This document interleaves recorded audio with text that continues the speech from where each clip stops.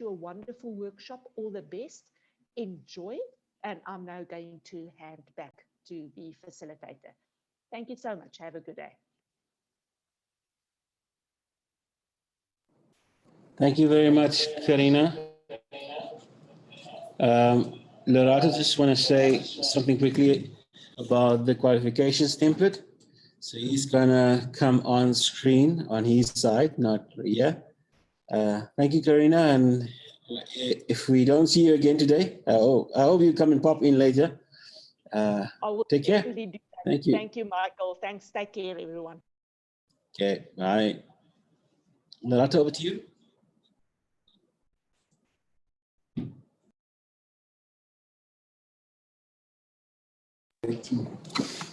Unmute.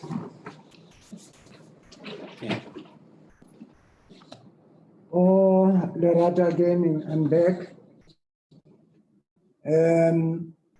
Ladies and gentlemen, we always have a problem about the qualification template. You know that the qualification template is the template that the institutions are supposed to complete when they've got a change in their qualification portfolio. Meaning that if you have got a new qualification that has been accredited by CHE and registered by DHET, you must fill in that qualification template. Usually that qualification template, you don't have to save the one that you have just used. It's because the qualification templates change from time to time. So it's always advisable to download the qualification template by the time you are using it. I'm aware that the website is still not functioning. Always give us a call, Nontutu or myself, and then we'll give you that qualification template. What is important in the qualification template? Let me start from the back side of it. The site data. The site data, as much as possible, it should be the same site that you registered the site with. I see most of the time some institutions change from site to site without informing CHE and DHET that they have changed sites. So it's very important, really. DHET is going to close you down if you change sites without letting them know, because there are inspections that they are supposed to be doing. So please, and if you are not sure of which site you are, more especially when it comes to GSP coordinates, go to the last multi-site that you sent us. Those are the ones that you are having, because we check them against what you have sent us already. And also check against the DHET register if that site is still the site that you gave us. Then you come to the qualification. There are a number of things that you are supposed to complete in the qualification data, or the code, qualification code. I usually say when I explain the qualification code, is the code that you use internally for that is the first column that you use internally for you for that particular qualification. Let's take, for instance, if a student is doing a BCom General, Bachelor of Commerce in General, maybe you call it BCom Gen, or Bachelor of Arts, you call it BA. That is the qualification code that you are asking for. And then the qualification title as is approved by both CHE and DHET. And then I don't have a template in front of me, but I'll remember what is in that template. And then you have the start date, which is very important. Start date, please, ladies and gentlemen, is not the date that it was approved, it came out from DHET or CHE. The qualification start date is the date on which you started to offer the qualification. There are two scenarios there. The first scenario is that you may have started to offer the qualification before it was registered or before it was accredited. That is the first scenario. We know how to deal with that. The second scenario is that your qualification was registered, was accredited, and you didn't have students by that time. Then what you're supposed to do is to give us the date when you started to offer that qualification, that you also know how to deal with it. So those are the two scenarios. You offer the qualification before it was registered or accredited. That is the first scenario. The second scenario is that due to marketing and other things, you only offered the qualification a year or 2 years later than the date that it was accredited and registered. I hope everybody understands me well there. And then the subdomain.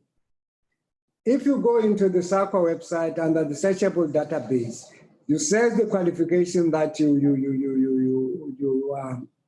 going to put on the qualification template. You will see that it has got a SAQA ID number. And if you click on that SAQA ID number, it gives you the details of each of all that qualification, all the details, and we're supposed to offer it. The subdomain is already there. You get it there. It's on top there. It's really on top there.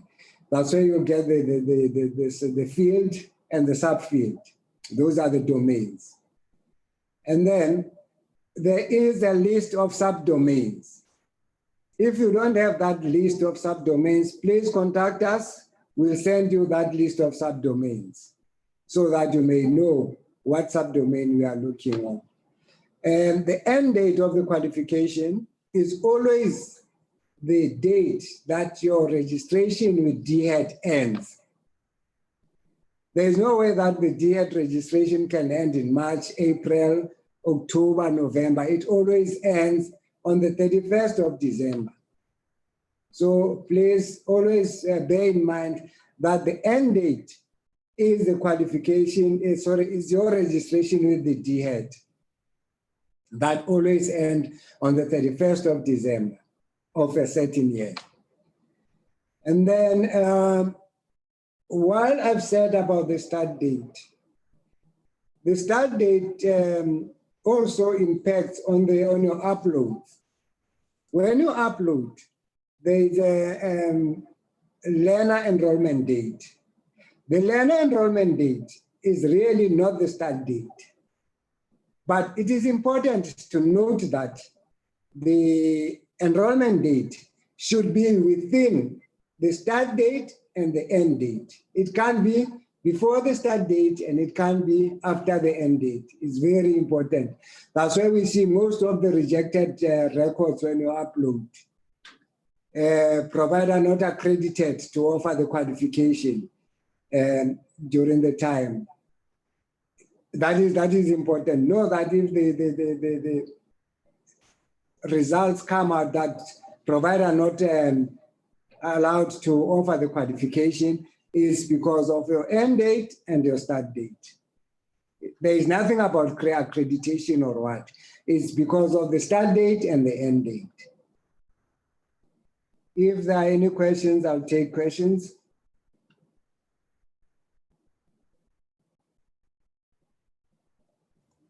Hello, Mr. Lerat, can I ask you a simple question?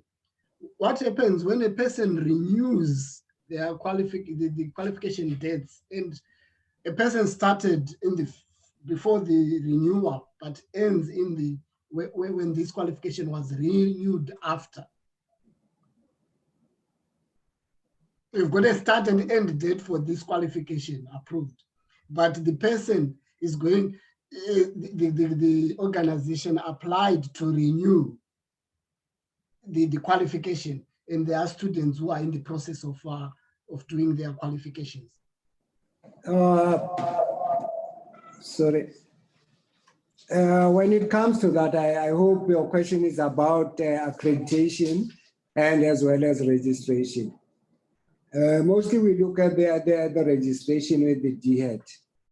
Every time the institution is re-registered, we are always copied in that in those letter of re-registration. Then we adjust the end date. Is that Peter? Is that okay with you? Yeah, yes, that's okay. But it is on the processing now of the data of students. You have said, okay, they started within the first registration of this qualification. You have renewed it, but those people also now their qualification goes to the extension. So your system, does it cater for that? That is, yes, it okay. does.